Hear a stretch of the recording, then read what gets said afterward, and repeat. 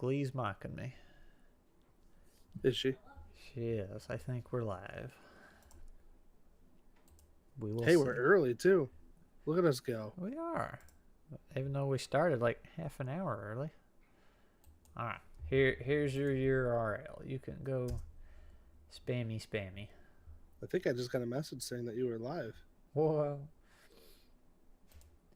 I already pinged the YouTube tag once today. Should I do it twice? Nah. Let's see. Streaming with Jacob.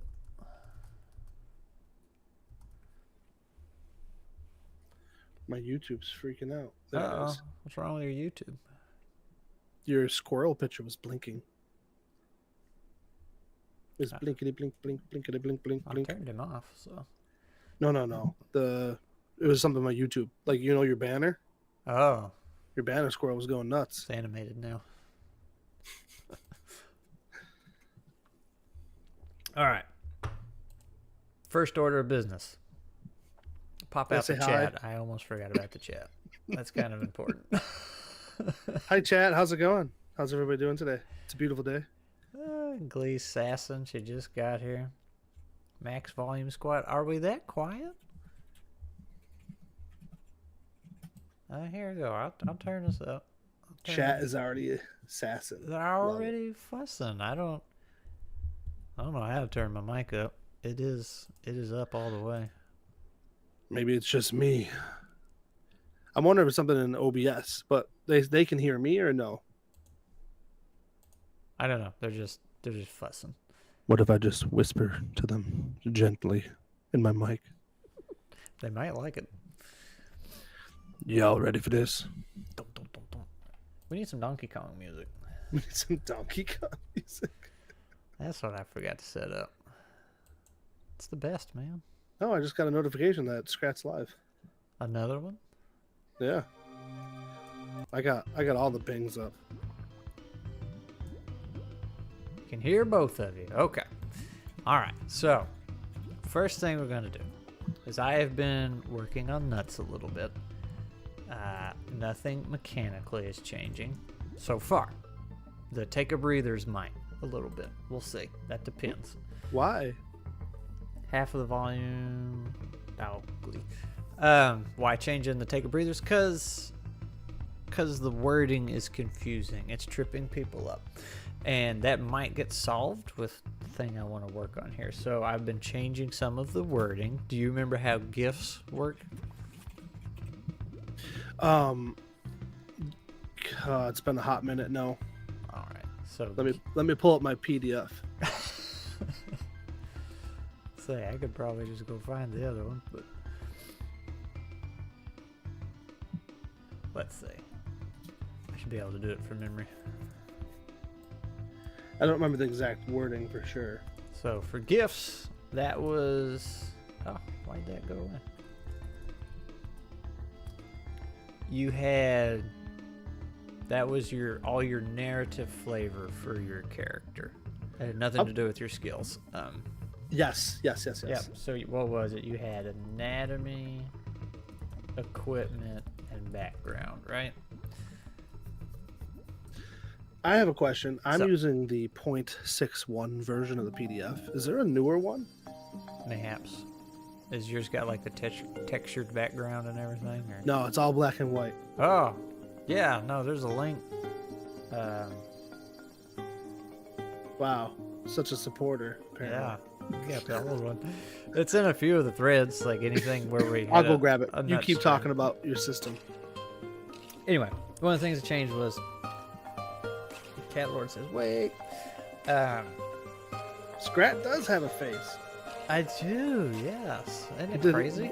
You didn't even do a big reveal, man. That's You were true. just like, here I am. I have a really old map making stream where I was on camera and got nothing I think out of it. You've been on our camera too. Yeah, so that's why it's not such a big deal now, and that is also why for several of y'all's streams, I didn't have a camera on. It wasn't because like, oh, I don't want to show my face. It's like, well, people know the squirrel. If I'd show up with the camera on, they're just gonna get confused. Who's that freak pretending to be the squirrel?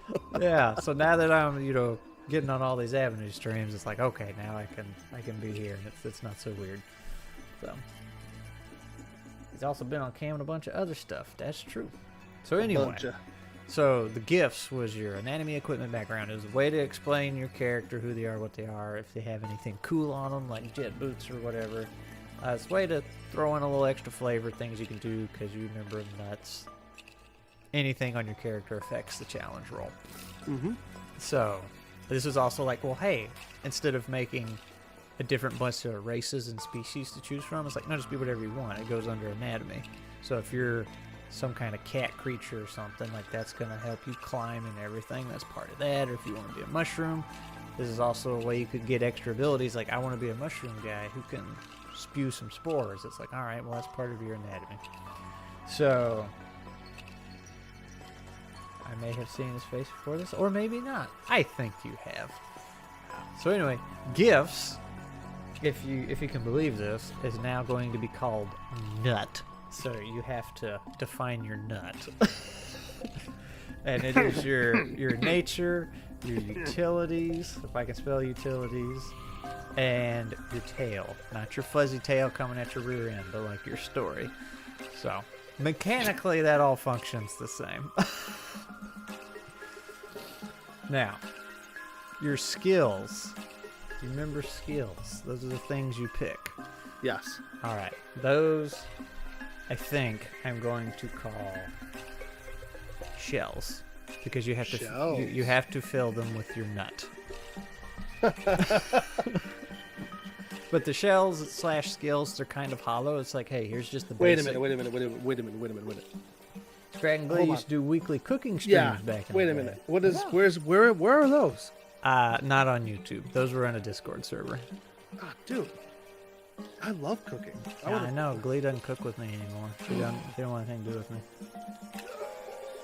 It was weekly, Glee, because it was when we were doing our meal prep. We'd typically hop in the Discord chat and share what's going on. Listen, chat. Tell them to bring back the cooking shows. Oh, Squirrel in the kitchen? Squirrel in the kitchen.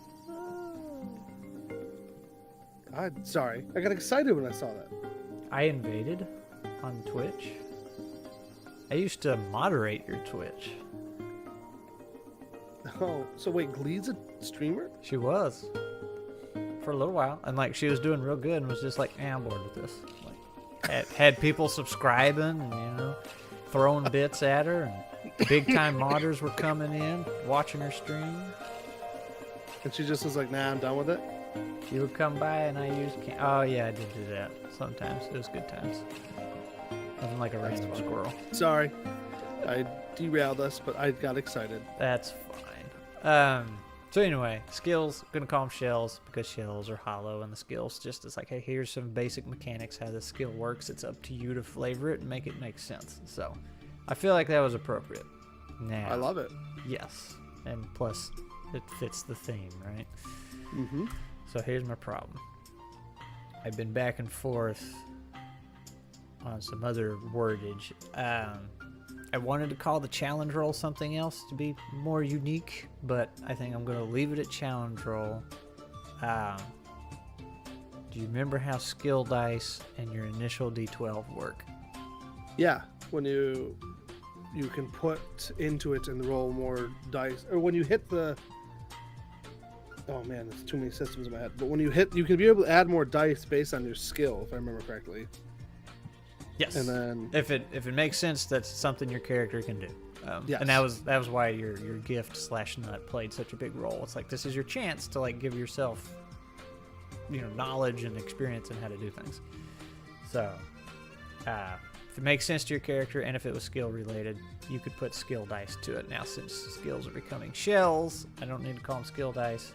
And I think it makes more sense to call them challenge dice. Because there was some questions I noticed when we were playing with various people.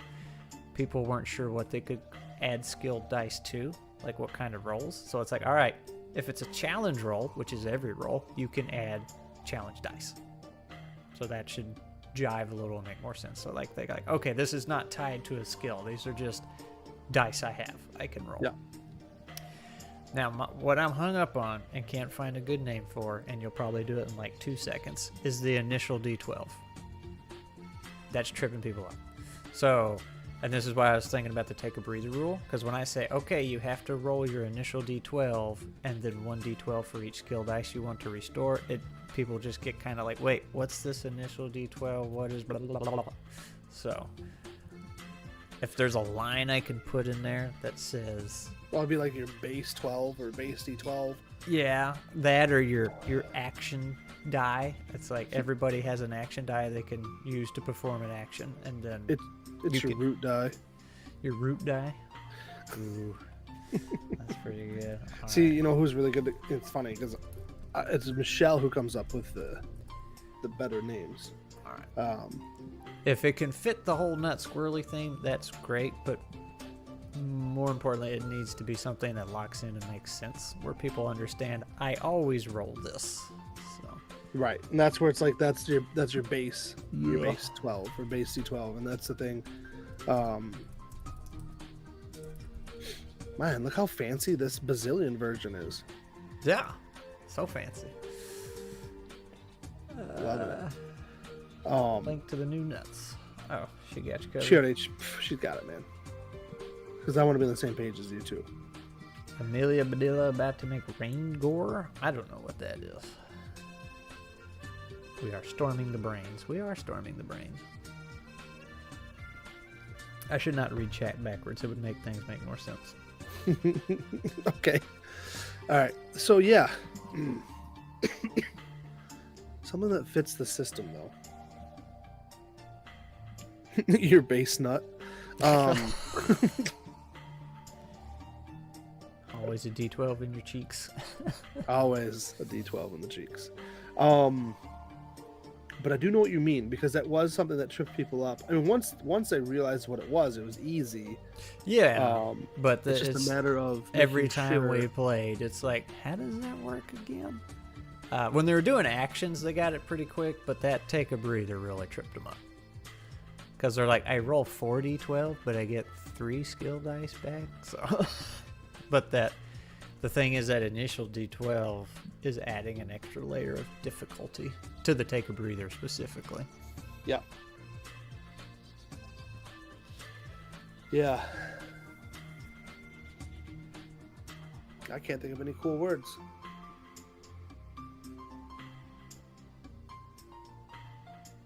The hero dice. The hero die? Well, Cat Lord, I did think about the action die. Yeah. Because that's take your action, right? Mm-hmm.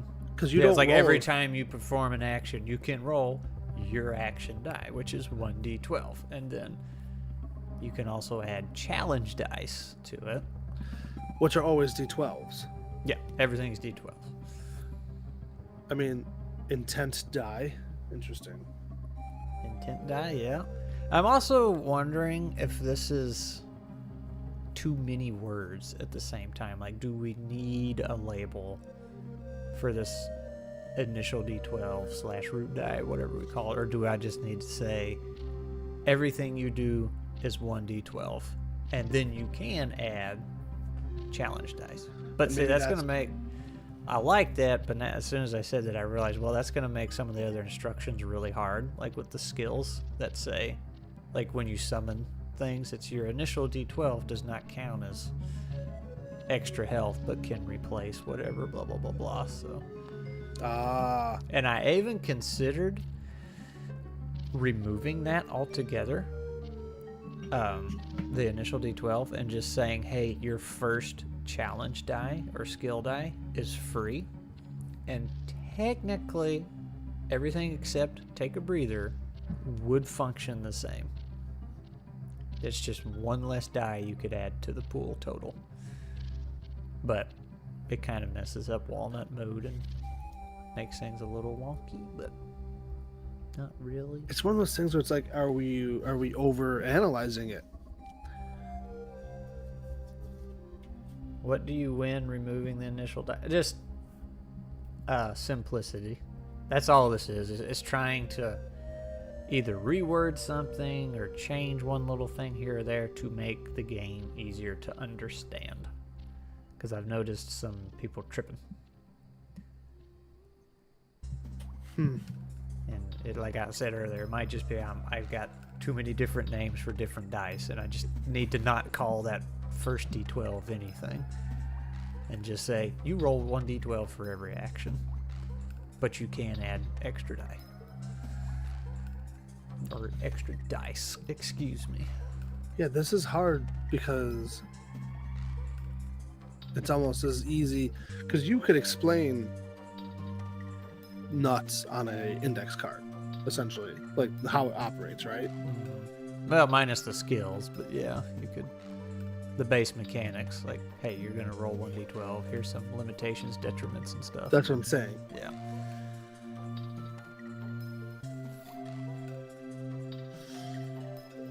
I don't know, because calling it a base die and then the rest are challenge dice, right?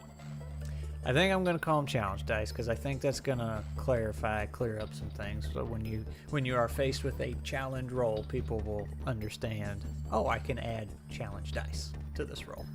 Yeah, because no matter what, you roll a root die or a base die,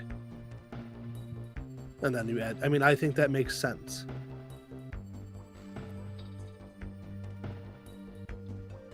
Having the initial / root die as a separate rule that simply has a different subheading than this rule might be a way to do it.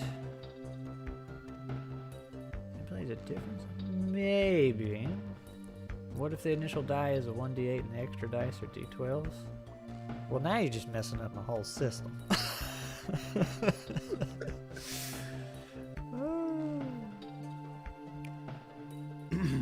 Yeah, I mean, I think personally, I think going with the base die or the root die,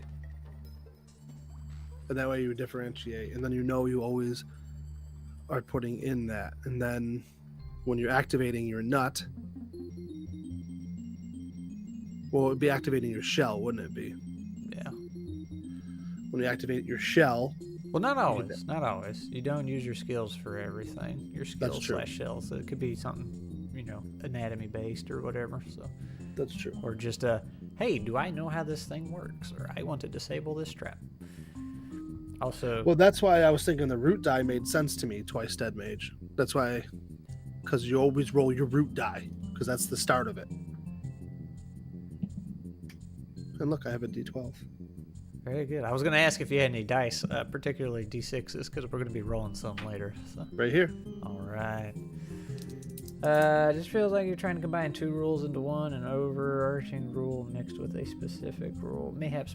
Also, Cat Lord, I was going to say, I was joking on you about running the whole system, but the D8, having that be a separate die would clarify a ton of things and make it easier for people to grasp. It's like, oh, D8 first, and then I can add D12s. But everything has been designed around a D12. But that is a very good approach. Yeah, because it was actually, I know I was teasing Catlord with you, because it was actually my first thought was, well, make the first die a different die, and then that's your base die. But there's no such, I mean, there's D16s, but they're so uncommon. Yeah. And if this was a physical thing, you could have your initial D12 be a different color, and then all of the challenge die are a different one. And then it'd be like, green one goes first, then you can add purple dice or whatever. But that is not the case. All right, root die seems to be winning here. Maybe I just need to learn how to write and make instructions clear. Well, now you're just blaming yourself. Got to sometimes. But and honestly, it might just come down to that, because having a way to explain it to everybody. Mm-hmm. Roll your root die, and then add any challenge dice. I like that. Yeah. Put your roots down. That's the beginning of the action. Yeah. All right. Kind of makes sense to me. And then making sure you explain it correctly. Yeah. Well, there is that. I'm good at that. I am good at that, Glee. You are good at that. Sage says, huzzah! He is a 2d6. Who has a 2d6? Sage! Is that the Sage working on the Easy D6 science fiction thingy? I'm not going to try and pronounce it, but it starts with a Z. Colorful dice can work. I like the Streets of Peril system. I don't know that one. The root die has Roman numerals. Oh, he's saying like if you were to encourage people to have the root die to have Roman numerals. I'm lost.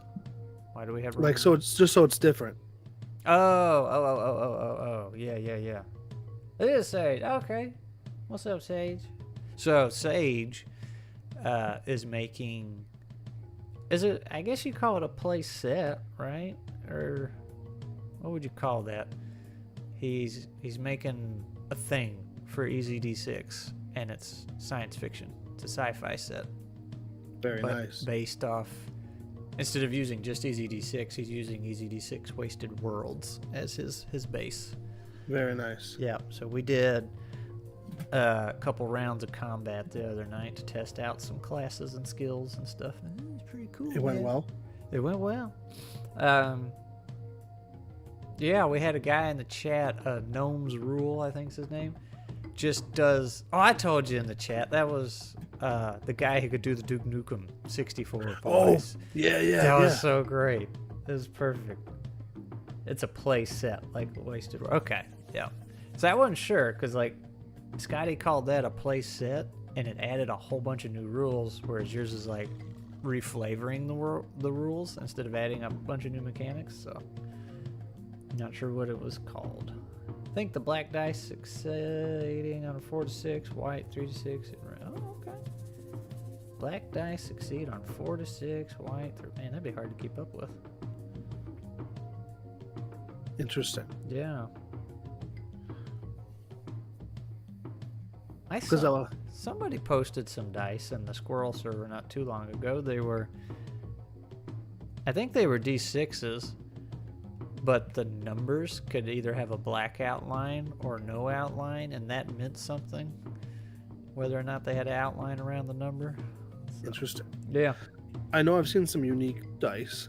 Battle Tech has some unique D6s that have like the range and did you walk, jump. It doesn't work good. And I'll tell this story and then we'll actually do something. It's I think technically it's a D100, so it's kind of like that golf ball shape. Mm-hmm. But it had, I really should have saved the link too. On the die, it has all the other dice sizes on it. Yeah, I've seen. So like you're like, oh, I need a D20, but you can still grab that golf ball and roll it.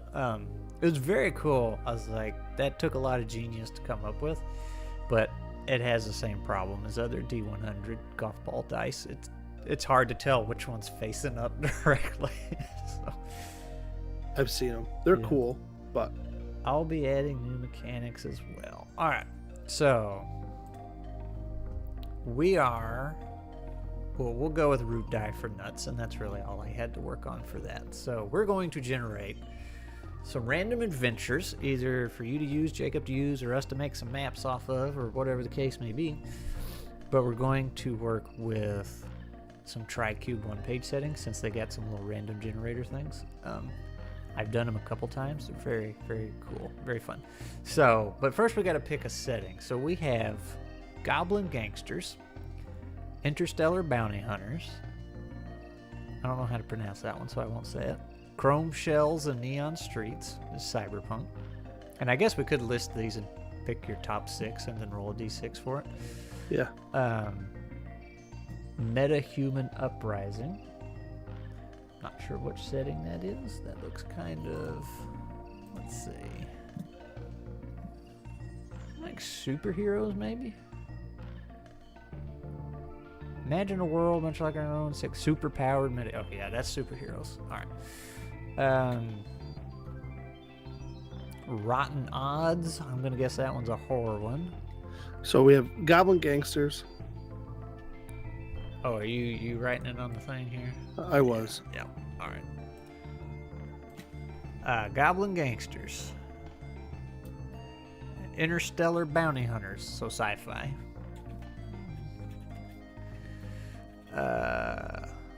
Chrome shells and neon streets.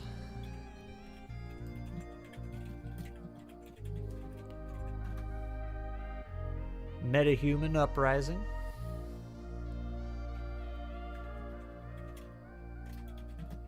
Some DM brass squirrel. People use D100s because they're cool, not because they're practical. I mean, they have the 2 tins that you can roll and use. That's a lot easier. Yeah, Disney Critters World. There you go. D100s are cool.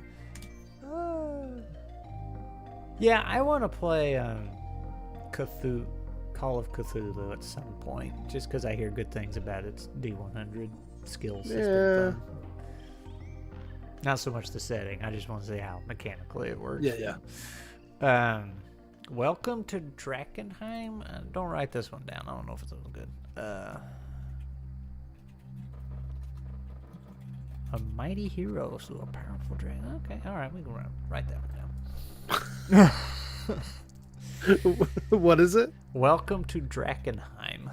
You spell it however you want. You spelled it wrong. All right. Thanks, buddy. Tales of the Goblin Horde.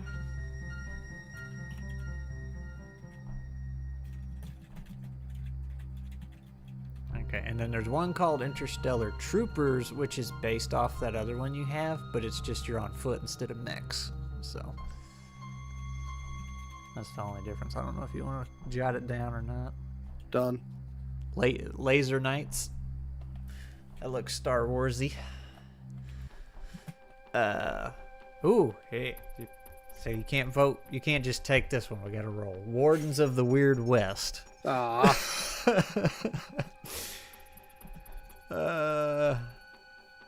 Pirates of the Bone Blade. Eldritch. NASCAR World. NASCAR.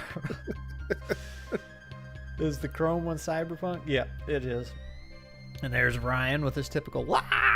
The Dungeon Dude setting. I don't know. NASCAR World. Gotta go fast. Alright, did you... Eldritch Detectives. There's a bunch of these. I don't know if you want to write them all down or not. Matter of fact, I'll just start grabbing ones that appeal to me.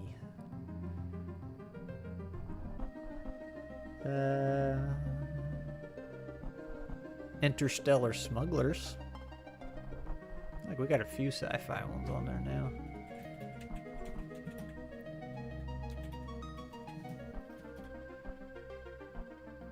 Stranger Tales.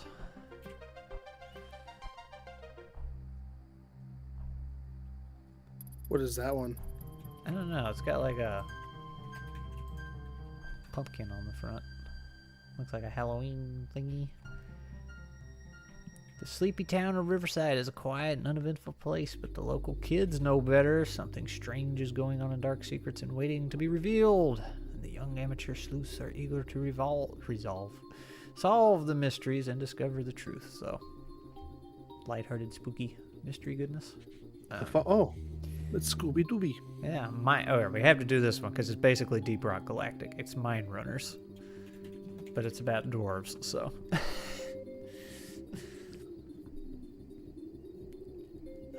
Spell Runners. So what's the goal here? I'm gonna roll dice on these, and then we're gonna mix like more than one, or We can do more than one. I don't know how. We'll probably breeze through these pretty fast. But okay. we're making a pool to pull from. So Stone Age Hunters. Ooh, I like that one. Yeah, he's got a couple in here that I really liked. So this is easy D6 stuff? Oh no, this is Tricube Tales. This is Tricube. I don't remember this in the book. No, these are all his one-page settings I'm skimming through. They're separate things. Champions of Osiris. That was an Egyptian-themed one.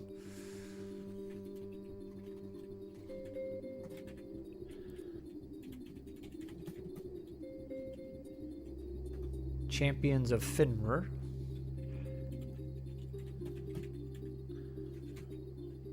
Pirate Blaze is about the vampire pirate offenders. one at Warhammer Fantasy? No. Conniving cat burglars. I guess if I pick one more, we'll have a D20. What's conniving? Spell that. I know what it means. Can you spell it for me? Conniving. I'm in that one. There's a special guest star from a squirrel in that one. Let's see. Are these all on Drive-Thru RPG? Yes. And I have every single one of them. Nice. We did that one. Ghost Banishers, basically Ghostbusters.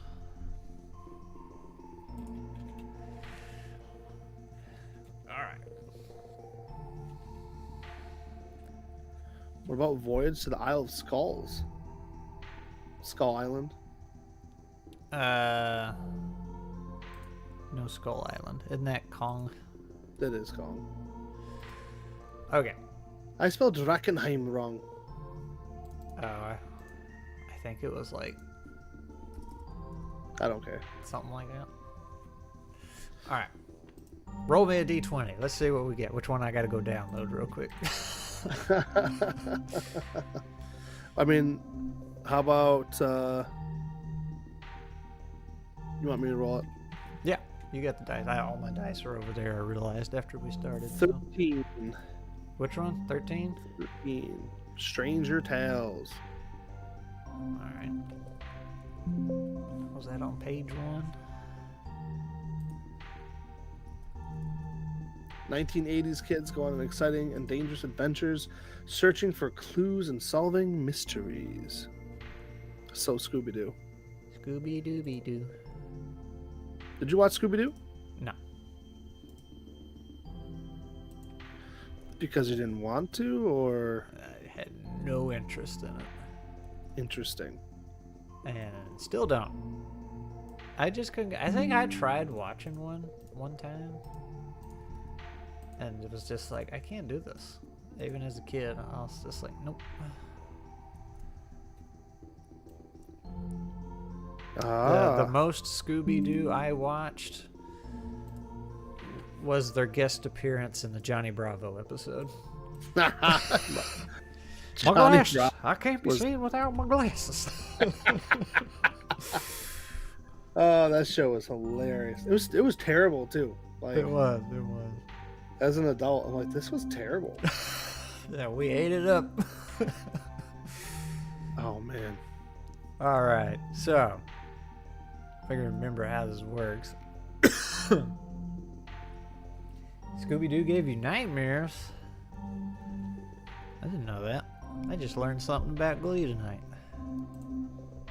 Well, It's the 80s, and bored children are left to entertain themselves after school. They hang out with friends at the mall, spy on the neighbors, ride their bikes through the nearby woods, and frequently get into trouble. But sometimes their adventures can take an unexpectedly harrowing turn. You're a gang of curious kids with a reputation for meddling in others' businesses. But there is a method to your madness, even if most adults don't appreciate your efforts. so this is like the better yelled.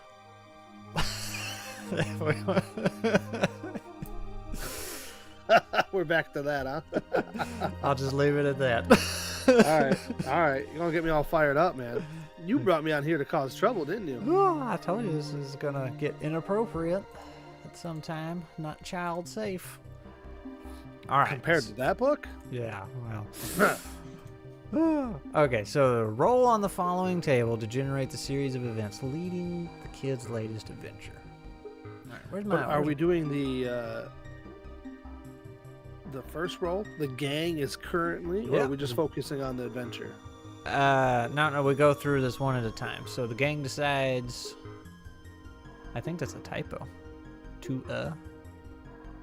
Where are you? I don't think we need an A right there. I know an editor for anybody that needs something edited. I don't do it. My wife does. All right. So give me a D6. Let's see what we get. Rolling.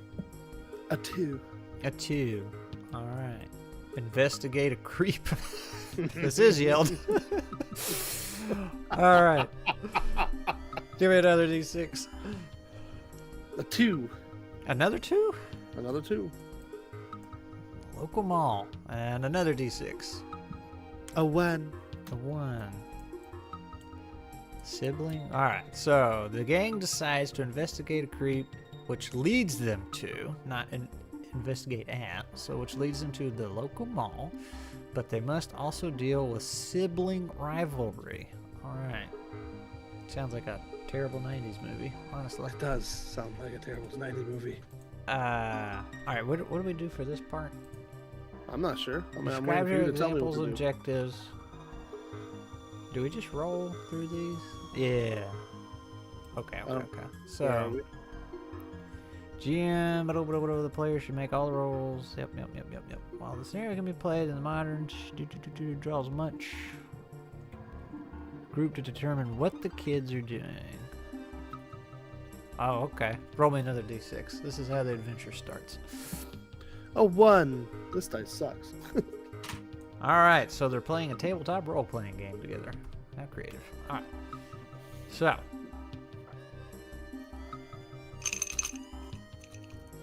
Now we got to find an objective. Are you testing out some other dice? I am. My dice necklace. Very nice, very nice. Put that bling on. Whoop.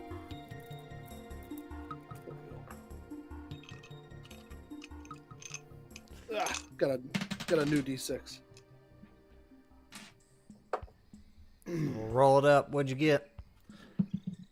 A 5. A 5. All I'm right. gonna put my gold bling bling. So we got we go. Pumpkin Prowler.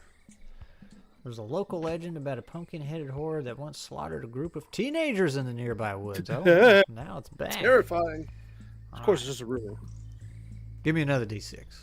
All right, doing it up. Oh, that one off the table doesn't count. A 4. 4. Deep in the woods. Are we gonna find a local mall in the woods? All right. One more D6. An abandoned mall in the woods. A 5. Eldritch Artist. Ooh. Oh, that's kind of cool. Yeah, that's your complication. All right. Now, the twist. I like these. These are cool because they're open. Well, I mean, everything's open for interpretation, but these are super open. So roll me 2 D6. Yeah, I'm getting out another one. I don't want to use those other ones. I didn't like them.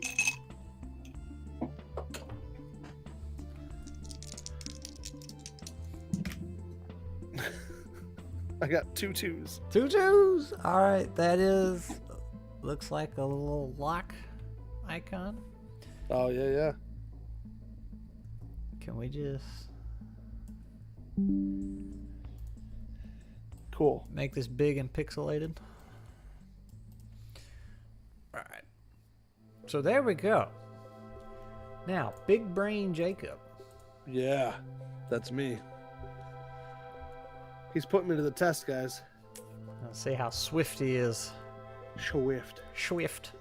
That's on no caffeine after a very long day. Let's see how we do. All right, let's get a text box here. And like I mentioned in my video, you got to make a Comic Sans so people know this is professional. What's that from? What? Wait, your words on the first one weren't.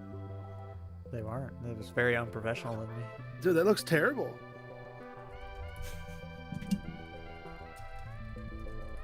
All right, there's your intro. All right.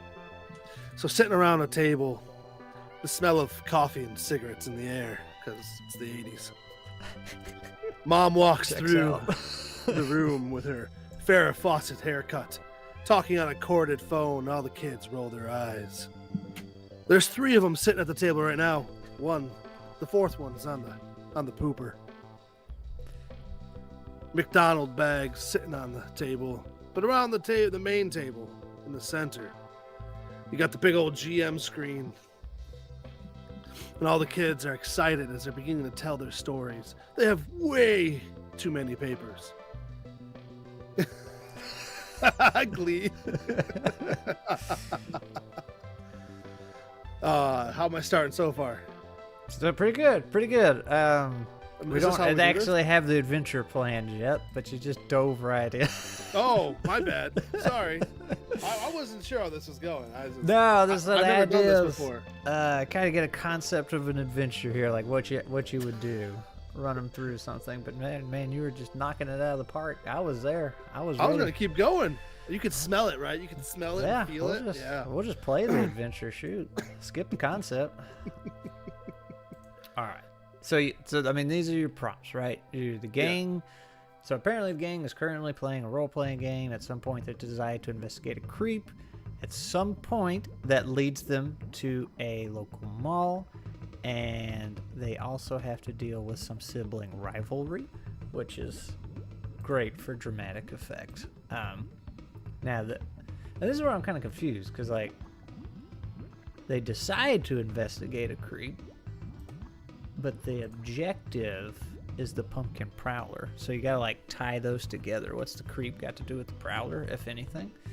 And at some point, they have to be deep in the woods and with the local mall that we rolled up earlier.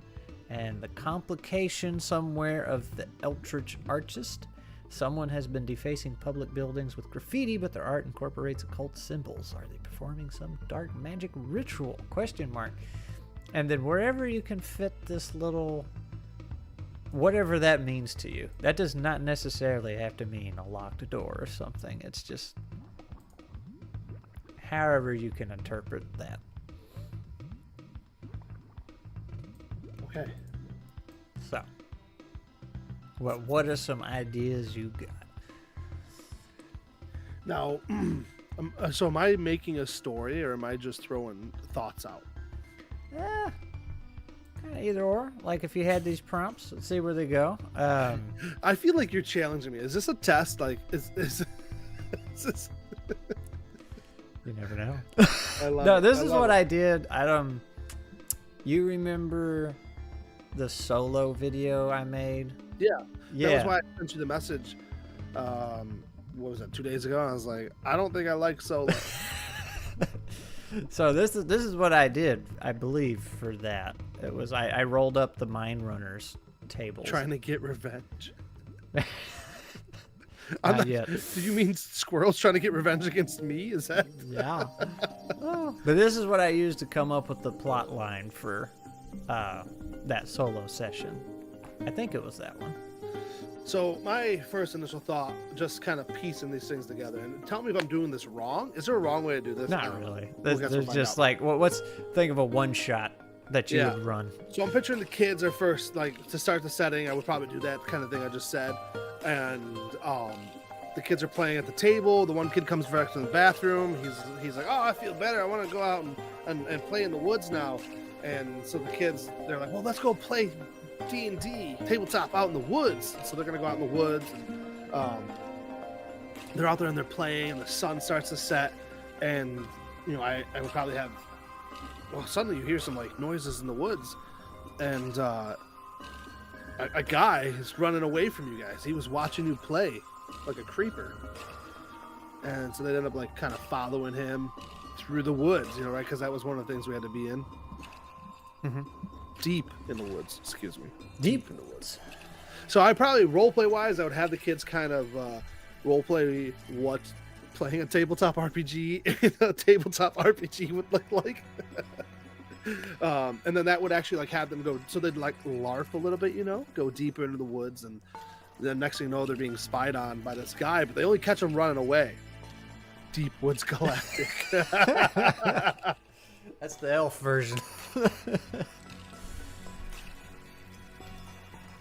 Then they lose track of this guy, and so they gotta do some skills to try to get back on human reveal, to get back on to they would like to know if this is your human reveal, Scrat.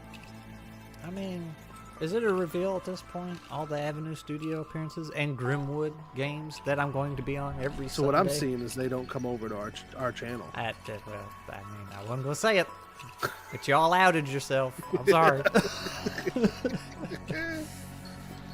listen, Lego SF, welcome. I'm Jacob from Avenue Studios. Apparently, I'm a professional dungeon master. And we're watching it live in action. He's watching me process live in action. I love it. Fraud.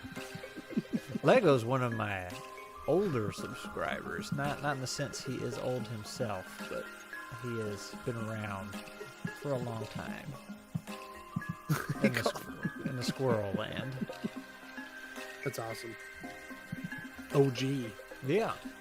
All right, so they would be running through the woods, but then I would have one of the players remember that there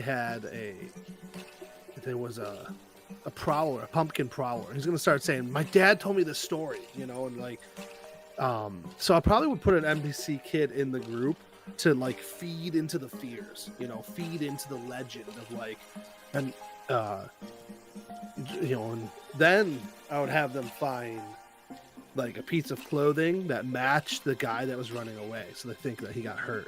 See, I'm trying. My problem is I'm trying to make it like kid friendly at this point in time. Thinking about playing this with my kiddos because the fact that we're playing as kids just messing with my head.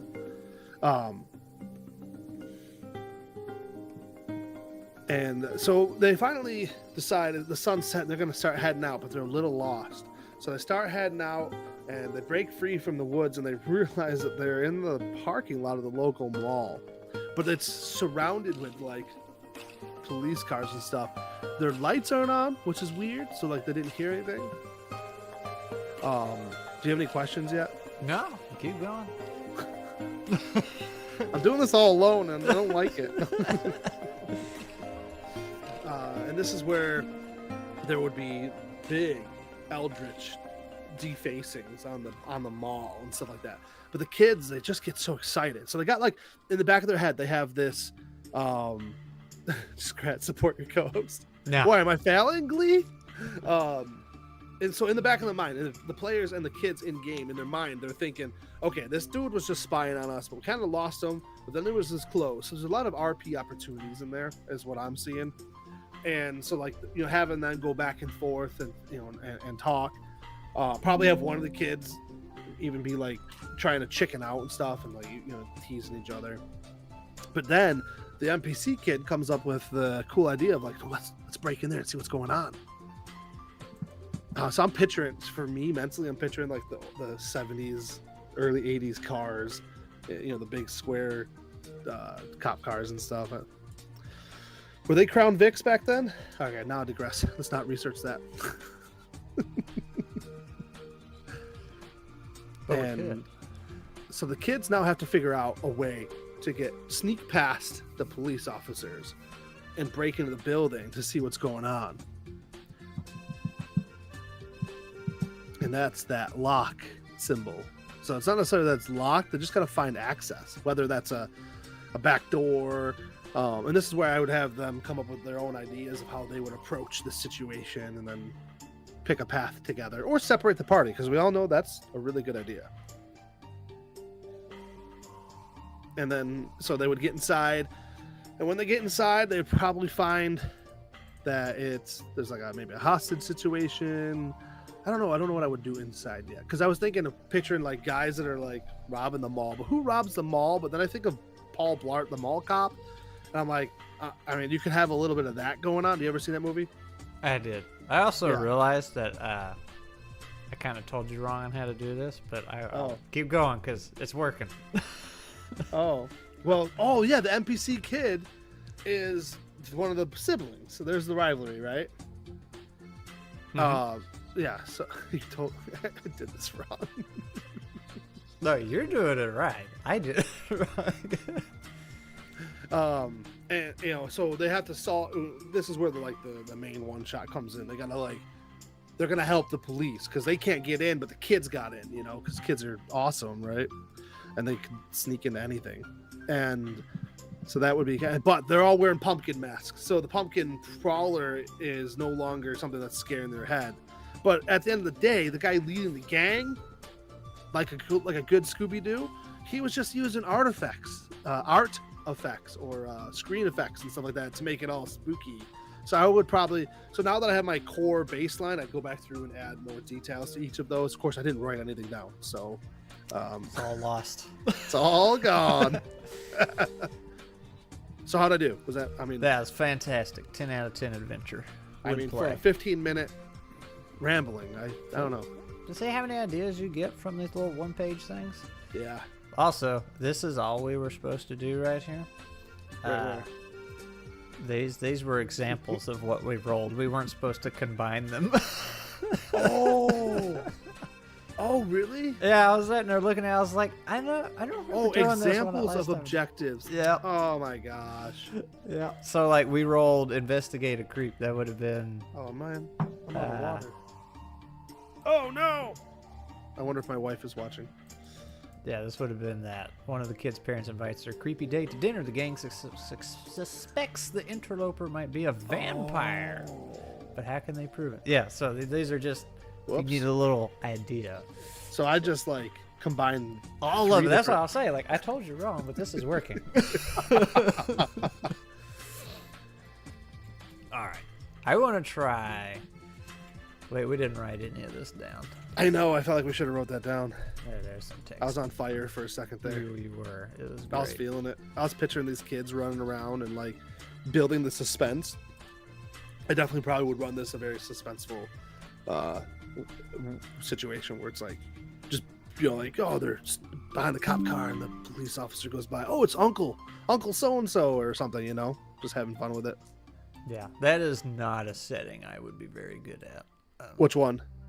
The one you just did. Honestly, me Like- either. That's actually not my cup of tea. I would struggle with that one. Like you threw that at me, and I was like, or when I rolled the dice, I almost thought about lying to you. Oh, I was like, no, I gotta gotta eat it. do it. Oh, As speaking a of dice, GM, when we roll dice, sometimes you lie. That's true. That's true. I want to do a video about talking about, hey, when do you hide dice rolls and when do you put them out? Because like when I ran my 2-5e campaigns, Yeah. I hid every single roll. Like nobody saw them. And there were times when I needed to fudge stuff, and then most of the time I didn't. And then 99% of my fudging was just to speed things up. But like, then I went and turned around and made nuts, and it is all 100% open facing to the player. Like, because they do all the rolling. There's no fudging I can do. Yeah, but they're completely different beasts. So Yeah. for nuts, fully makes sense to have it on the table, honestly, because it's one thing I love about nuts is you really are capturing the collaborative storytelling, where you're really just the GM make the setting and the situation, and your players are playing in it, and you want to see them overcome whatever it is you're throwing at them. So you want it's the collaborative storytelling, where D&D and Pathfinder and a lot of those systems still have a little bit of that DM versus player mentality, which I don't really like. So that's why there's that balance there. So for me, so Pathfinder specifically has checks that are secret checks, like they literally are tagged secret.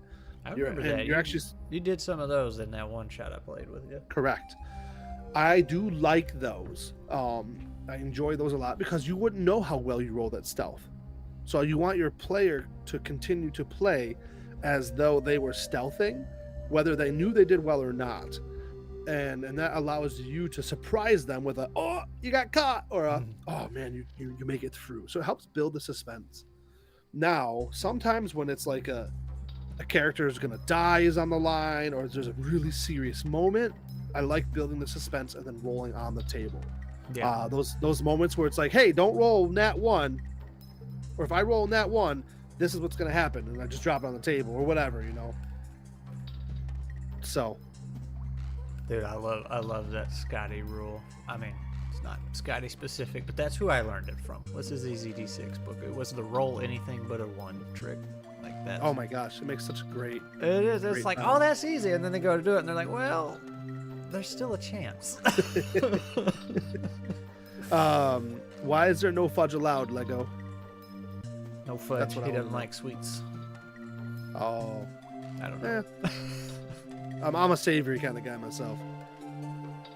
That and pie. Oh my gosh, I love pie. Good pie is hard to beat. Pizza I, pie. Pizza. Yeah, I like thin pizzas. I don't like those big deep dish ones. Could be Crunchy. useful. Crunchy. Crunchy pizza. Yeah. Yeah. I mean, crispy. I don't know if it's crunchy. But It can be useful so long as the DM only versus according to the rules. If they're playing to win, it's awful. That's true. Yeah, Griffin, it's true. Yeah, I actually have a group that I play with in person, and one of the guys I've caught a couple of times fudging his rolls right there in front of everybody, and I'm like, buddy, that's not fun. You never roll in that one. Why? But it is what it is. Dang. Yep. But say, even like the group I had when I was doing 5e, they were very on my side, if that's what you want to call it. Like, they were there to have a good time. We were all friends, but even with their cooperation, and I'll refrain from going off on a 5e tangent here, but even with their cooperation, it felt like every time I wanted to do something cool narratively, just the way the abilities are designed, it just shut it down every time. I don't run I'm a professional DM. I run a lot of games a week. Nah, that's a lie. All but one are not 5th edition, and it's not even 5th edition. It's its own version of 5th edition. And I feel like that's most experiences people have with D&D. I mean, there are definitely that cluster of people that rules is written, but like, I feel like even those guys kind of deviate a little bit. Yep. Anyway, I want to do the Egyptian themed one here. Okay. All right, so King Osiris and Queen Isis had once ruled ancient Egypt until Set murdered his brother and usurped the throne. Isis was a powerful sorceress who used her powers to escape, but Set chopped his rival into dozens of pieces and scattered them across the land, preventing his resurrection. So, anyway, good Egyptian stuff. So, roll me a d6. Well, wait a minute. Shouldn't we finish reading? With the aid of her sister, Isis recovered the remains of her husband's loyal bodyguards and retainers, imbuing their spirits with potent sorcery and granting them immortality. These fused heroes began the formidable task of seeking out and gathering the lost pieces of their king's corpse. You are now one of the immortal champions. You once swore to guard your king's life with your own, and you did. Now you've sworn another oath to destroy Set's legacy and restore Osiris to the throne. I think I say that wrong, but that's okay. Now, do you want to like follow that kind of plot line, or you just want to be like, hey, let's just do an Egyptian themed setting? Oh, I don't care. Right. I'll do anything. Well, let's just see where it goes. Roll me a d6. Rolling. 6. 6. Rescue an ally. Ooh. All right. Give me another d6. A 1. A 1. That leads us to a village, town, or city. And another one. A 4. A 4. An oracle or sorcerer. You must also deal with a sorcerer. Excuse me. All right, now hit me up with that 2d6 and let's see what we Oh, get. yeah. So why is it 2d6 on the second page?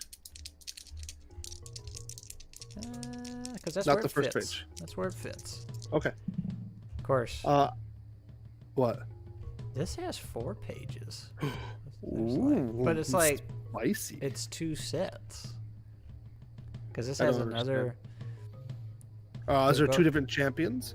Oh, there's champions. They're both called champions of Osiris. So the other one says over 5 millennia ago, Egypt was ruled by Osiris and Isis until Set slew. But it's that same.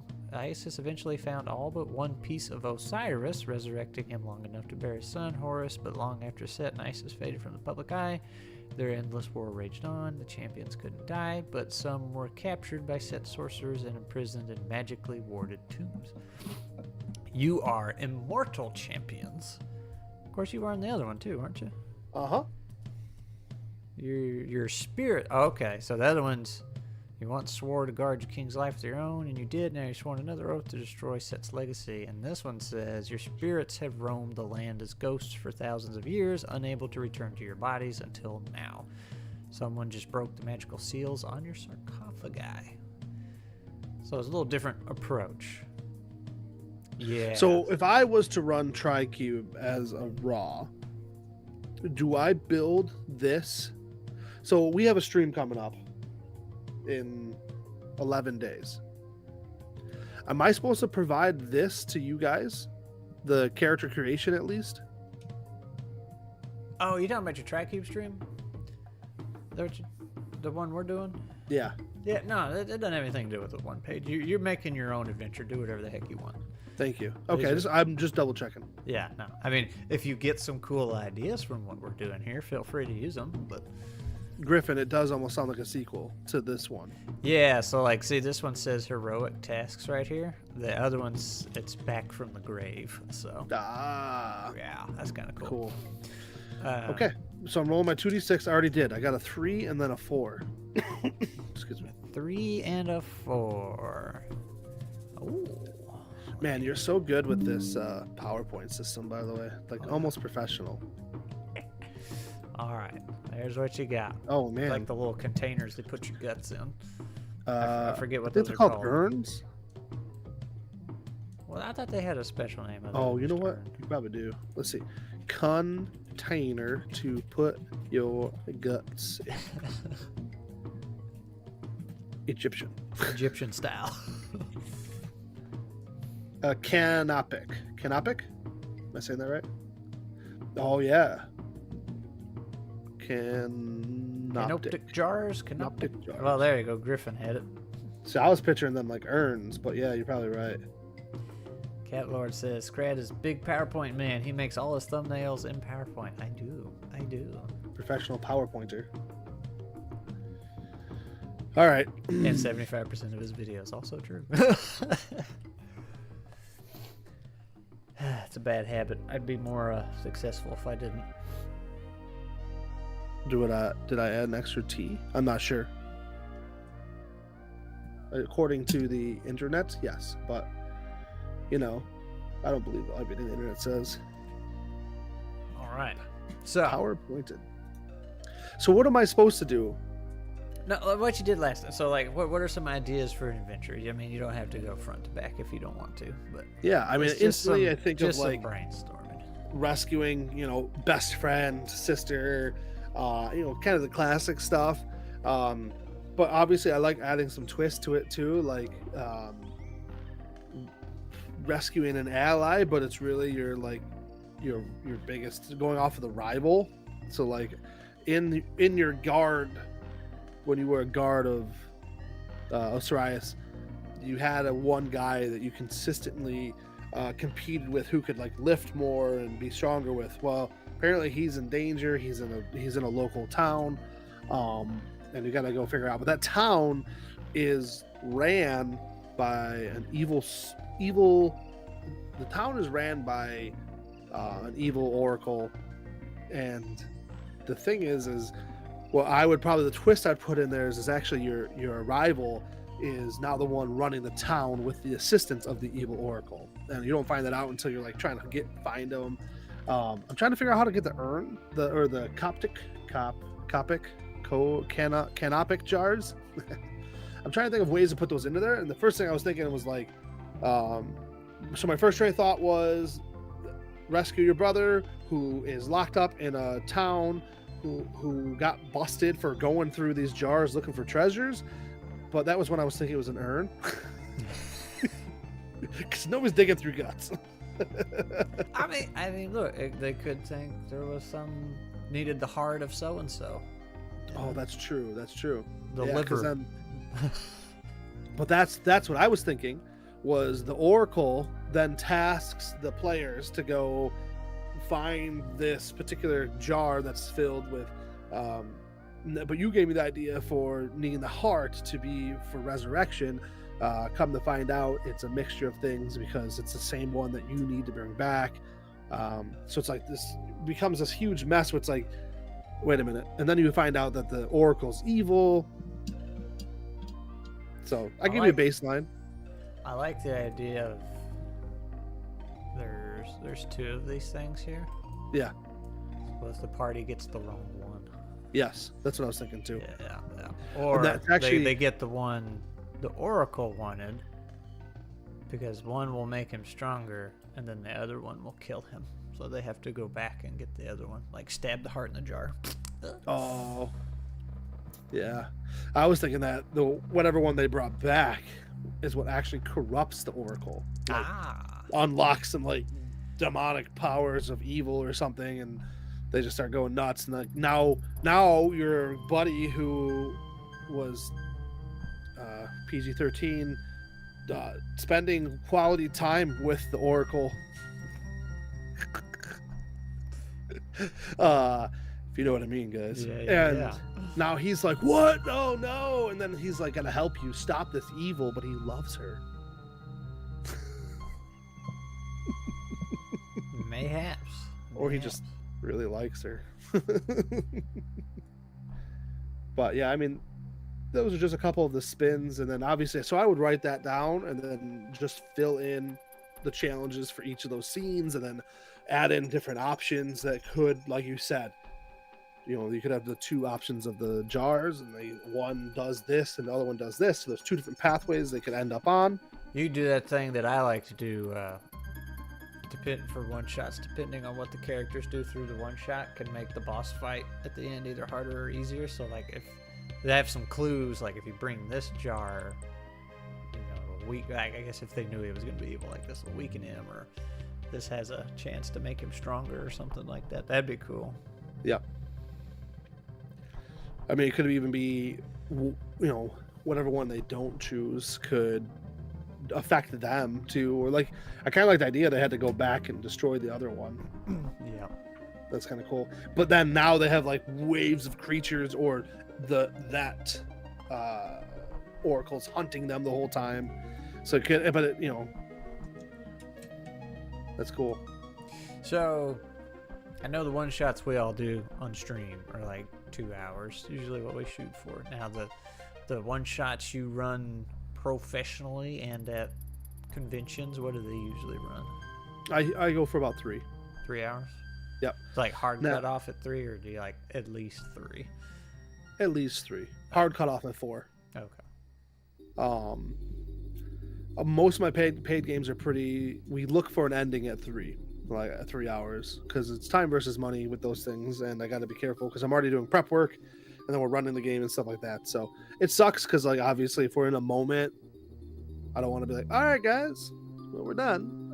Time's up now. So I guess, did they not just have you on a clock basically, or did they buy ahead of time? Is that how that works? They so if you're going through start playing games, they get billed an hour into the session. Okay. So they sign up ahead of time. But I do more direct payment now. Mm-hmm. Don't tell start playing games that. But I've built my customer base up that I don't need to start playing games as much. And so I just bill them after the session using PayPal or whatever. So it's in session 0, which I usually offer for free, is where we sit down and we go over all those things, expectations, what I'm giving, and blah, blah, blah, blah, blah. And that's why I do it for free, because if somebody's like, oh, not what I expected, well, okay, have a good day. You're only lost hanging out with me. Yep. So. She just wants your kid, bro, and then she can claim legitimate authority off you. Ooh, that's rough. What a heck of a way to go. So in asking about time, were you asking how long it would take me to run this? Well, it's like, all right, how we speed run our one shots, so I was wondering how you would have in this adventure as far as like how many combats or puzzles or something like that. I mean, all of that depends on the system I'm doing it in. That's a good point. Because one goblin fight in 5e, that's the whole one shot. Well, unless you run your combats as challenge events, that's how I like running them. I don't do a traditional combat in 5th edition anymore. Is that what we did in Pathfinder with the dogs that came running, the little fire dogs that came running through the city? Yeah. Yep. It moves it along, but it tells a story. And what I like about them is you can set them over a long period of time or a short period of time, because you can do a challenge event that's like a couple of days of like researching and trying to figure out what X is. And then so you just have like, for me, I would have it where at the end, X, depending on how many successes they get, with their research, they get more information about what they're about to head into and stuff like that. But you can cover quite a few days with some cool RP mixed in there, like, oh, what's that look like? Excuse me. Yes, Grimwood. Yes.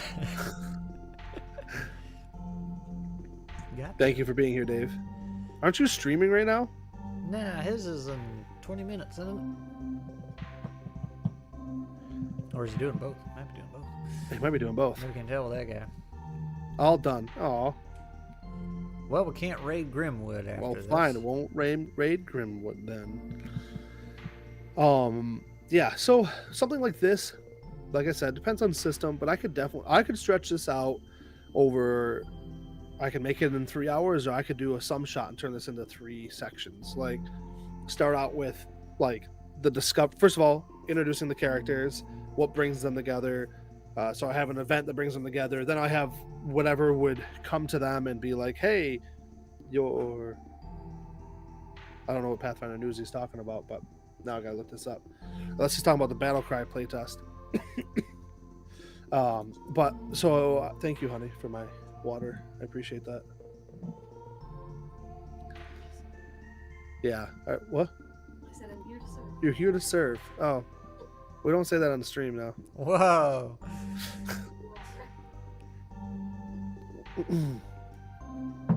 Thank you, love. And so it just depends on how much time you got and what you're doing with your people, because you could really spread this out, and now you find out the information. I gotta figure out where your ally is, right?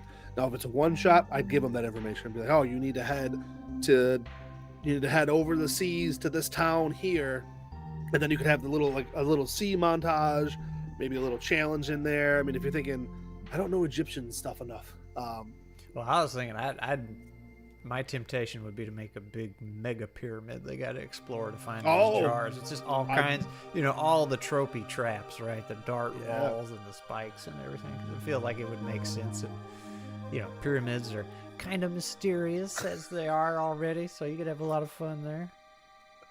Got to outwife her and bring Scrat a beer or something. I like this competition. Let's encourage. No, this. we don't like this competition. I love this competition. But we pretend we don't like it. Yes. We gotta pretend we don't like this and be like, wife, no, you can't do this anymore. Glug, glug, glug, But glug, see, glug. I have to agree with the wife.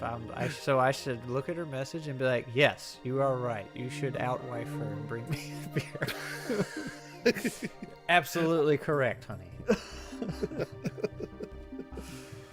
Oh man, that's funny. All right, so we did a random one. I picked one. We're kind of getting to the end, so you pick one instead of rolling. What? Okay.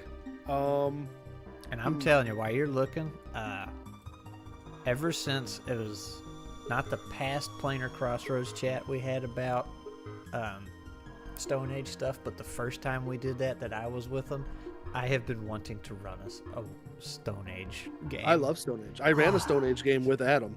I would love to have a on campaign our stream after the Stone Age conversation. Yeah. I would love to have extended one-shot short campaign, whatever. Stone Age. And I'm working on a setting in this for nuts, but crashed alien ships. But the cavemen don't know that it's aliens. He thinks it's just magic ancestors. So like you can find alien rifles, and whatever's in the clip is what you get. You don't know how to reload it or anything. You don't know how this stuff works. You just pick it up. Sometimes it works. Sometimes it doesn't. Sometimes you blow your buddy's foot off. I mean, whatever. I think it'd be so much fun. So it's funny that you mentioned Stone Age. I was going to say Stone Age Hunters. So let's do it. Okay. Stone Age Hunters. All right. Let's. I gotta go get it.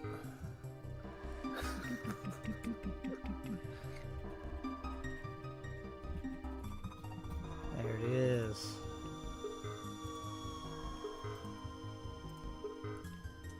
All right. What you giggling about? Nothing. I guess I don't need to. I'm helping you out in the wars. I don't need to grab the whole page here. I just need the roll table.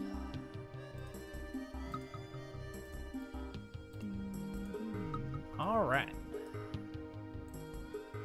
Hunt and gather. So I guess I could read the thing here. The rugged wilderness of the distant past is a realm of untamed beauty and terrible danger. Small nomadic tribes of hunter-gatherers wander from one place to the next, navigating open grasslands and dense forests as they follow the migratory patterns of wild animal herds. Guided by ancestral wisdom and armed with flint-tipped spears and arrows, the strongest warriors of the tribe serve as both protectors and providers for the rest of their kin. These revered hunters scout the land and gather the resources necessary for survival in the cold climate of the Ice Age. So that's what we got to deal with. You are fierce hunters tasked with finding food and water, killing or driving off predators and rivals, and finding suitable shelter for the tribe. Your people depend on you. Don't let them down. And I will admit that I have used this one a couple times. So. Yeah. Now, do you pick and make settings and stuff because that's what you want to play in? What? Well, I mean, for solo stuff, yeah. Yeah. But so for me, it's like a lot of the stuff I build, unless it's like theme stuff or stuff I'm building for with other people. If I'm building a world, it's because that's what I want to play in. That's what makes me more passionate about it. I want to. I think this is what I'm gonna do with nuts. Michelle's bowing to Glee and giving her the win. I just got all boys the best. I don't even know. I just bring this out. All right, so. All right. Well, I was gonna say. Dice. Well, first I was gonna say you're talking about building settings and stuff. Something I think I have decided I want to do with nuts is very much inspired by TriCube and all his one-page settings. Is I want to make a bunch of settings for nuts that come with some custom rules. Like the skills will change, or the shells, I should say, will change to match that setting specific instead of being so wildly open. So it'd be a little more involved than the one-page settings, but I would still like to take that approach instead of. We'll call them 3-page settings. No, they got to be 12-page because it's a D12. Fine. 12 pages isn't bad. 12 pages is definitely on the cusp of like, okay, I've read too much. But you could include little cool maps in 12 pages. Yeah. Well, character ideas. This is a little off track here, but like the settings, I would really like to make them very detailed. Like this is a setting you could pick up and use in whatever game, and then the nuts rules at the end are just kind of a little bonus if you like nuts. So see, I like that, and I appreciate that. I think more people should do that. But then that kind of screws the people over that just want the nuts rules and they don't really care for the rest of the setting. Now they got to pay for all the settings. Well, then do what Everyday Heroes does. Is at the end of the year they release one book with all the bonus rules in them. So, they called it the Vault. I might have mentioned it last time, and I love it because they released all their IPs for the year. I think they did 6 or 7 this year. So all their added rules they added to, they added a book at the end of the year. Yeah, and I actually just got my index card RPG book in. I haven't even poured through it yet, but because Grimwood brought that up. But that's what you do. So you write all these cool settings, and then at the end of the year, you just put them all together and be like, "This is my year's work." And boom, you have another product. Yeah. 2, for the people who want just those. There it is. Well, here's the flaw in that logic. Yeah. There'd only probably be one thing to put in it at the end of the year. It would take me all year to just do one. So, bruh, you got a team. Put some Avenue Studios to work. You're gonna draw and write and format and everything for me. So I roll a 6, 3, and a 6. I have Cat Lord Eliminated says, Threat. Cat Lord says 1 page of setting, 1 page of maps, 10 pages of 1d12 tables. I like that idea. I'm okay with that, Cat Lord. Actually, I'm really okay with that. All right, roll me a d6. I actually love tables. Like every time you say TriCube tables, I get excited. I hope he makes that book. All right, 6. Eliminate a threat. 3. Already rolled. In or beside a valley or canyon. And then 6 again, while dealing with tribal superstitions. All right, now do the 2d6. Oh yes, I got a cocked die. I got a 6 and then a 1. Ah, dude, you were so close to rolling a squirrel. Oh, dang it. You got something a little more dangerous.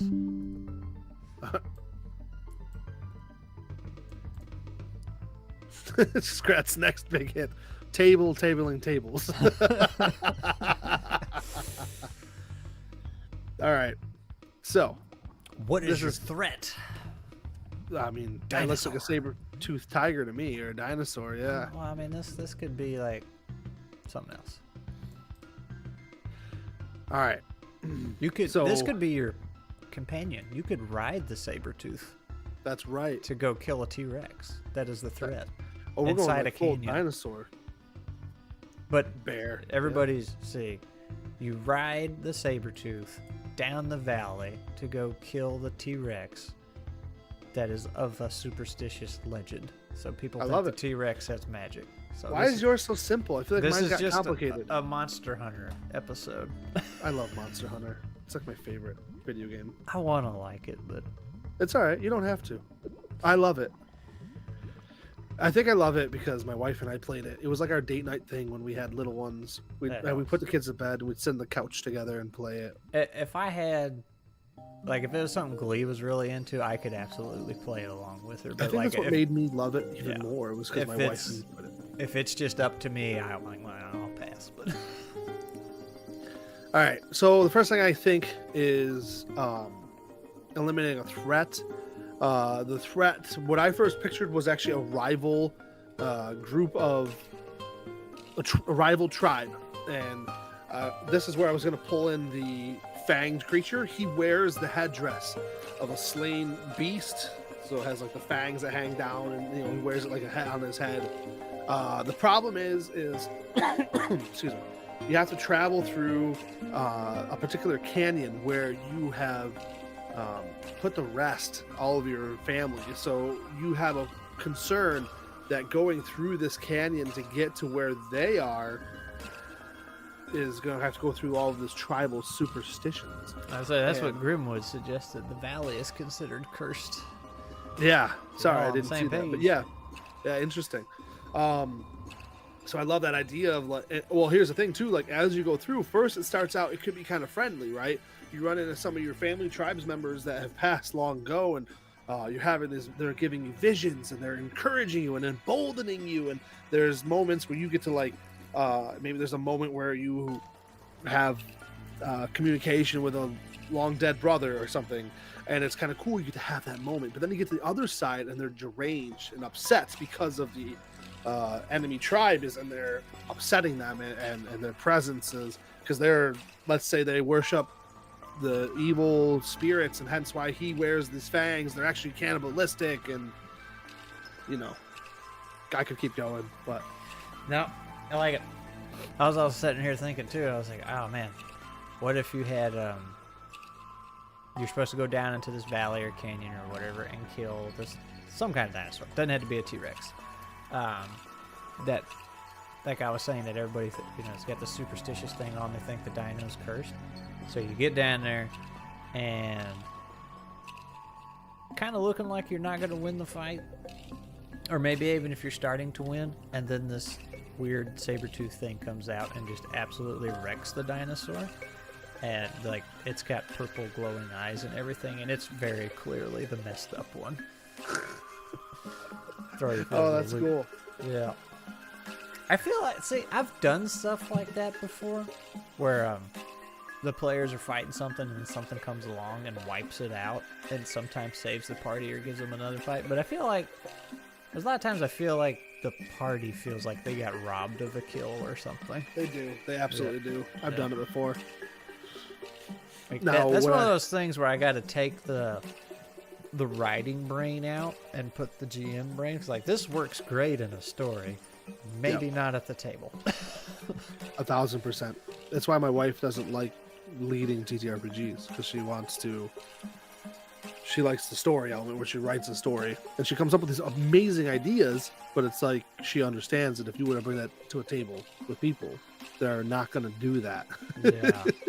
Yeah, that is a hard thing. Like, and when I went into my first campaign, I knew like okay, you got to separate writing and GM. These are two different things. Like, I know I can't bring writing to the table, but even with that in the forefront of my mind, it was still hard because the biggest thing is, all right, when I'm writing a story, I control everybody's reactions to something. Like, if I want them to be scared of something, I describe this thing as scary as possible, and then I can make the reader feel more scared by having the people react in such a certain way. You don't have that at the table. Grimwood, get out of my head. What if the hunter needs to go down to eliminate the threat, and it's really not the threat, but actually what was preventing the flood of raptors? Oh. I was literally going to suggest something along the lines of like, what you think is the threat, you end up having to help because you realize it's doing good. And here's Grimwood Games dropping it like it's hot. Boom. Mic drop. Love it. But see, so cool. on that note of like potentially robbing the party of a kill, like, and I want to make a video on this. That's about what we were talking about, making a threat come out of nowhere and everything. That you weren't. Your wife played that game. You weren't there. That was the Tales from Elsewhere. Yeah, I wasn't there. So that was a good example of making the Blood Oilers feel very scary, because we spent most of the night having this little shootout with some bandits, and they had the upper hand because we got caught in the water. But like, even then, we were still pushing the tide. We were winning. It looked like we had it. And then just the thought of the Blood Oilers coming down made everybody like, stop.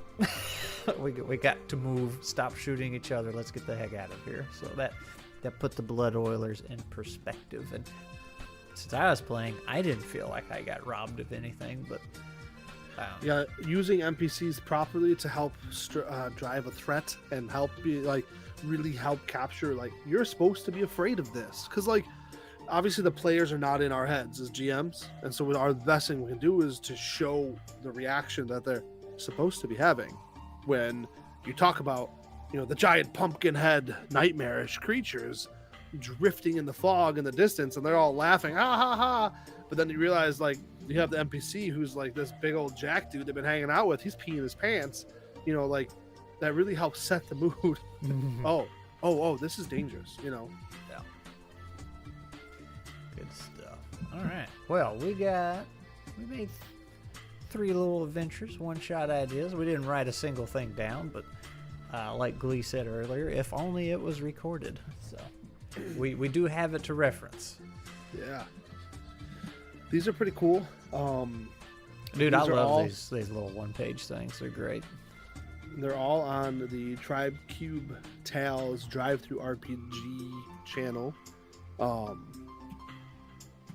don't dare try to send a link. Hey, it kind of worked. It's not clickable, but you can copy that and put it in there. I don't know where you put it. What? Where'd you put it? In YouTube. It's not in the chat. Oh, it's not letting me. You gotta make me a moderator, man. The link only shows for you. Glee experienced this last week. Yeah. Here, I'll hit me a moderator. It's interesting. He doesn't want to give us power, Glee. What is this? I'm teasing about. But yeah, they have these. I was just thumbing through it on the internet here.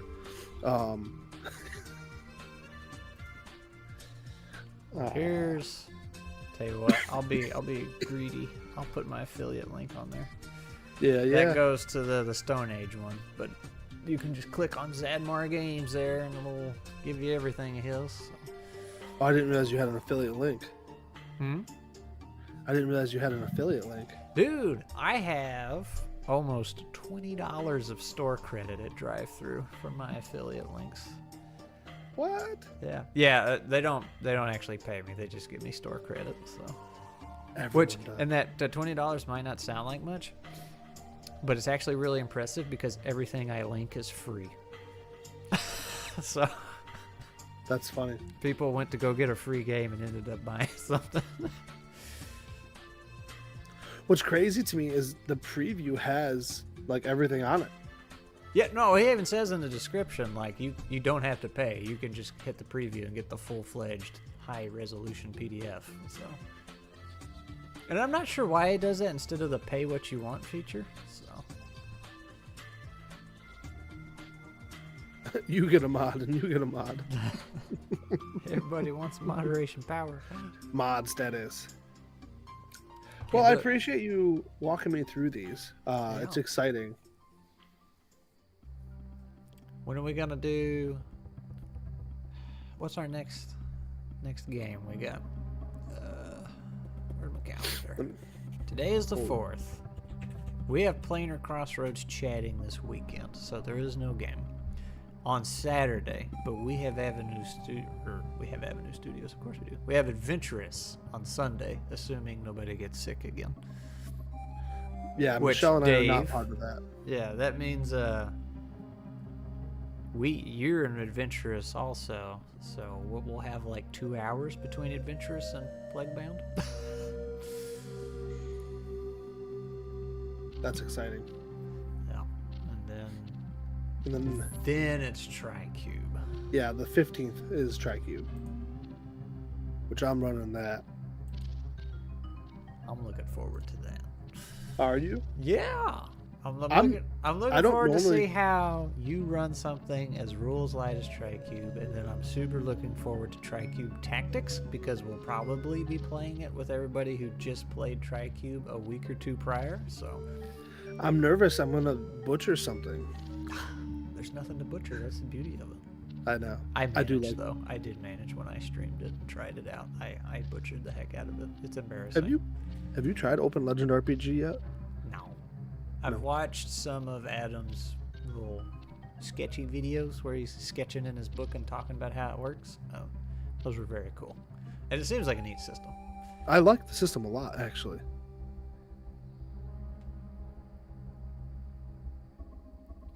Only thing I can think of for your dilemma is just to provide the setting rules in an appendix, but don't include any context for when and why they'd be used, and then point them at the setting. Ayo. Also, yes, Cat Lord is a butcher. No, I think he wanted... Oh, he's an actual butcher? He is an actual butcher. Cool. I should chat with him sometime. I've butchered a lot of animals. Oh. Well, he gets paid to do it. I mean, I fill my belly. He's like, no. This is what the money would be spent on anyway, so cut out the middleman. But, yeah. Have I done some work? I'll have to talk to Cat Lord off stream. What was my other question I had? Is it about an upcoming game, TriCube? Or TriCube Tactics? I haven't even looked at Tactics yet because I'm focusing on Tales. So, because I'm worried that if I look at both, I might start getting them mixed up because they're so close in name, you know? I want to read Tactics, but I've been holding off till it gets close to game. That's legitly, like, the minute we stop... I mean, TriCube Tales is only, 53 pages, I think, long? It's not long at all. Yeah, 53 pages. Scrat, you don't want to write 150 pages of lore like me? So, I do that for novels.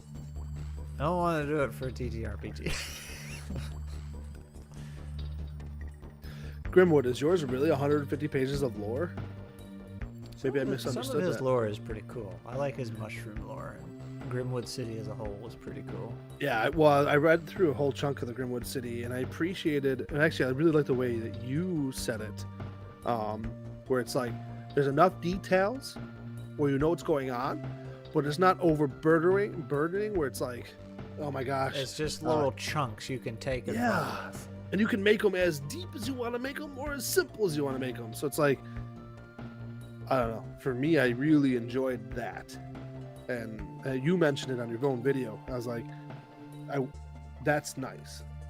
Yeah. I'll say that's something, again, not to try and pick on 5e, but they make it so easy. Like, when their lore is like, it is this way, it is only this way, and it will always be this way. And then you don't have, I mean, technically you can do whatever you want, but like, it does kind of force you into a hole, and that's what people expect you to do. Because they're like, well, that's the official lore. It's like, yeah.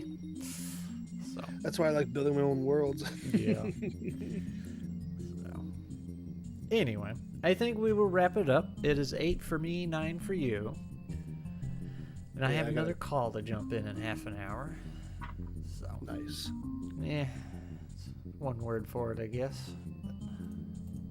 I see your beautiful wife's 30-minute warning. Yeah, yeah. So I think this was fun. I wanted to try and see how it went, but we will definitely get back to the map next time. Try and wrap that up. We've only been working on it for 2 or 3 streams. So. Well, no, I mean, we do a lot of talking and that's true. That's true. Digressing. It's a good time. Next week, you good? Open or? Let me check a Rooney. Let me check a Rooney. What is that? The 11th? Yep. I should be good. Yeah, we can do next week. Well, let's bank on it. We'll do another. We'll try and dress up our swamp. Should be close to done. And then maybe we'll make a pyramid, the mega pyramid. I was thinking we could do one of these. Yeah. Either the valley or the pyramid or both. Maybe we need to get you some of your assets. I don't know what I could fudge a pyramid, because the inside's like whatever. But I don't know what I'd do for a valley. I'm trying to think of the assets I have. I don't know. We'll see. I could always play with it beforehand. But yeah. Rude. I worked hard on that material. You do have some very good material. I just don't want to go. I don't want to wrestle with some people. But anyway, we will come back here next week, same time, same place, and we will pretty up a swamp. Sounds good. You got any parting words, Jacob? If you haven't had a chance, go check out Avenue Studios. We would love to have you like, subscribe, come check us out. As always, support Scrat. He's awesome. And I like the things he's got going. Nuts are fun to play with. All right. On that note, I am ending the stream. Goodbye.